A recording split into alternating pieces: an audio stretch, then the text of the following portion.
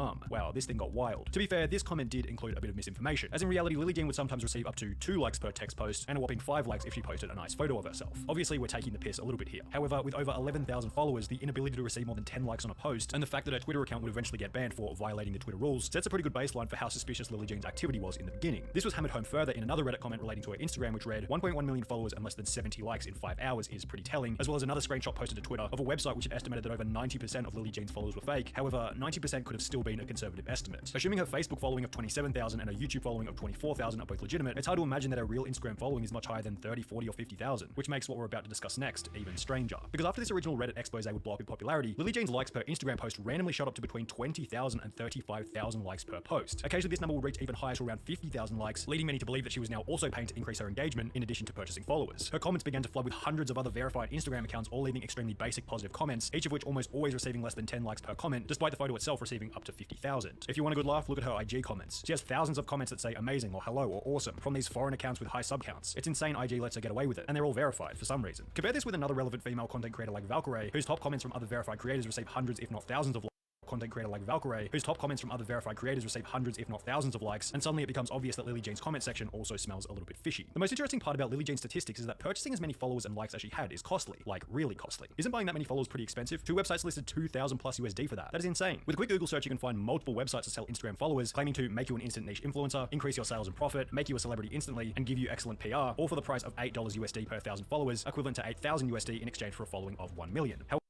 However, it gets even pricier when you start to look at how much it costs to buy likes, which sell at a rate of $150 per 25,000. When considering Lily Jean's average of 35,000 likes per post, you begin to get an idea as to how much she had to have been shelling out in order to maintain her image as an influencer. Well, that's assuming she was paying for it. Another Reddit comment indicated that this might not have been the case. I remember a while ago reading an article on how to increase your following on Instagram, and one of the recommendations was to create multiple fan accounts of yourself. They recommended like an automated program or something. They can run different accounts to make it easier. The details are a blur, but it's along those lines. I was like, nah, so I wouldn't be surprised if at least the majority of these are run by her. Under the suspicion that Lily Jean had somehow managed to create hundreds of thousands of accounts personally, people began to look into those who followed her, as well as those who had commented on her posts. They'd run into accounts such as this one called @Howief, which had commented "Marry me," yet had no profile picture, no posts, no followers, and only one account following, Lily Jean. This was basic evidence showing that either Lily Jean had some bizarre superfans that had created accounts specifically to follow her and her only, or alternatively, something or someone was creating these accounts with the sole goal of boosting Lily Jean's follower count and engagement. However, accounts like Howief were only the absolute tip of what would become a colossal-sized iceberg, as those who were suspicious continued to dig further, finding some of the strangest, most unexplainable accounts. For example, there was this one called Shaniqua4798, which was apparently run by an African-American lady, in posts such as this one which read, "I love this photo, I am so badass." Yet, for some reason, over half there was this one called Shaniqua4798, which was apparently run by an African-American lady, in posts such as this one which read, "I love this photo, I am so badass." Yet, for some reason, over half her profile was just photos of Lily Jean, as if it was some kind of fan page. What was even more bizarre was that in some of the posts, there were full-blown stories of Shaniqua's incredible experience meeting Lily Jean, typed in an African-American accent with the N-word and all. Girl says, "Oh hello, my name is Lily Jean and I'm an up-and-coming model, motivational speaker, actress, beauty blogs, etc. You get my drifts right, y'all. Her name is #Lily Jean and she does #MUA work too. But she really is also everything. So impressed on how sweet and little she was. Her makeup was friggin' flawless. She asked her who did her makeup and the little biddy says, oh, I always do my own and minimal is better." The story in its over-complimentary nature was almost like it had been written by Lily Jean herself, which depending on how you view the world, could be seen as offensive considering the N-word was used in the beginning of the writing. Offensive or not, it was certainly strange. As were the dozens of other Lily Jean fan pages, which when investigating further, were also filled with fake followers, showing that maybe Lily Jean had some kind of program or script to create multiple accounts, which would then follow her whilst reposting her images to their pages. The initial Reddit expose read, "A quick glance at her comment sections yields several accounts that comment consistently, a majority of which are fan accounts, of which there are at least 20 with variations of @LilyJean fanpage/fan in their handle or bio." While having fan pages in itself is not unusual, this accusation of these self-run/owned accounts comes from the fact that these accounts mostly repost her content and often have a post with highly detailed backstory on how they met/found her on social media. Each of the accounts listed tag 100% of their posts with the #LilyJean, regardless of relevance. Most/all of the accounts follow each other. These accounts would also reveal that Lily Jean might have been running some kind of reply bot or script on her own account.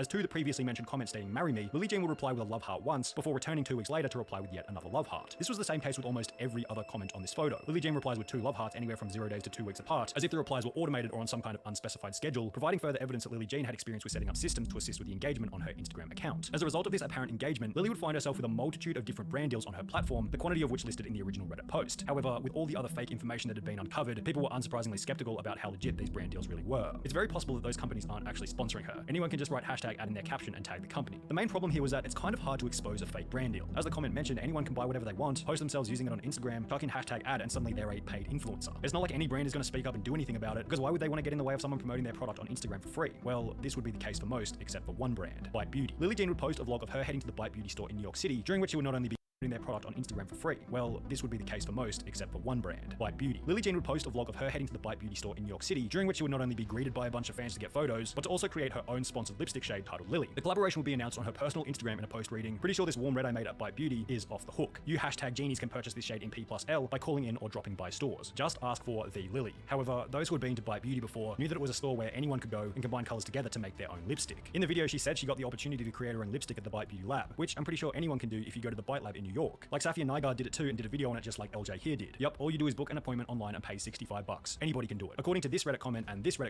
an appointment online and pay $65. Anybody can do it. Like, beauty is off the hook. You hashtag genies can purchase this shade in P+L by calling in or dropping Lily Jean, telling her that she about brand deals. Some of the photos she posted were also lies created in Photoshop. We mentioned in the very beginning that Lily Jean had apparently attended the Met Gala as seen in this photo, before users would realize that it was simply her face photoshopped over Katy Perry's. Another photo which would surface in 2019 displayed her face photoshopped over Katy Perry's. Another photo which would before users would realize that it was simply her face photoshopped over Katy Perry's. Another photo which would surface in 2019 displayed Lily Jean's face on the front of a Teen Vogue magazine, yet Teen Vogue had been discontinued 2 years earlier in 2017. Finally, Reddit would find a photo of Lily Jean's face being displayed in Times Square, with many assuming that this was also done in Photoshop. It will be revealed that this was actually a real image, but only because Lily had been chosen by the CoverGirl brand to have her face put up there, as their marketing campaign required images of real people. How ironic. As the evidence continued to mount against Lily Jean, it got to the point where she could no longer ignore it. Yet, instead of coming clean, admitting her mistakes and starting fresh, she'd arrogantly claim that she was in the right and that she was simply the victim of cyberbullying. She'd post images such as this one with a caption reading, "And there it is, cyberbullying is a real thing. I hope that people out there reading this who might be that bully or are being cyberbullied know it's not okay." In addition to playing the victim, Lily Jean would be confronted about buying her followers, to which she had no response or rebuttal, and would simply state that she was once again being bullied. She'd also attempt to debunk the Photoshop Met Gala and Teen Vogue images, stating that a fan had created them, and they liked them so much that they decided to repost them, yet whoever happened to be involved in this message exchange pressed further by stating that Lily Jean hadn't suggested once that it was fan art, or that there was anything indicating that it wasn't supposed to be real. Another defense that Lily used against those critical of her was coming out as pansexual, then instantly using that point as leverage to call each of her haters homophobic. Unsurprisingly, none of these methods did absolutely anything to suppress the criticism, so Lily Jean then took on a different approach to dealing with the haters, copyright striking literally anything and everything that said anything negative about Lily Jean. Almost every single Reddit thread covered in this video displays this message at the top reading, "Sorry, this post was removed by Reddit's legal operations team. This content was removed in response to a copyright claim by a third party." Similarly, on Instagram, images such as this one posted in the last few days display that over 3 years after the expose, Lily Jean or her mother are still copyright striking anything with a negative sentiment towards their quote-unquote brand. On YouTube, it's the same story. Lily Jean lately has been falsely striking YouTube channels. As we all know, she striked me. You know, the thing that Quote-unquote brand. On YouTube, it's the same story. Lily Jean lately has been falsely striking YouTube channels. As we all know, she struck me. You know, the thing that stings most about this is because I was genuinely trying to be helpful in giving art tips and like constructive criticism in that video. Let me talk about how Lily Jean, her mother Lord Truman, tried to dox me and failed. All you have to do is type in Lily Jean copyright to reveal how many people she's done this to. Some even went so far as to write about their experience getting DMCA'd by Lily Jean. The video you see above was DMCA'd 2 days after it was uploaded, having only 580 views at the time. A lot for me since my channel is modest in size, but nowhere near viral.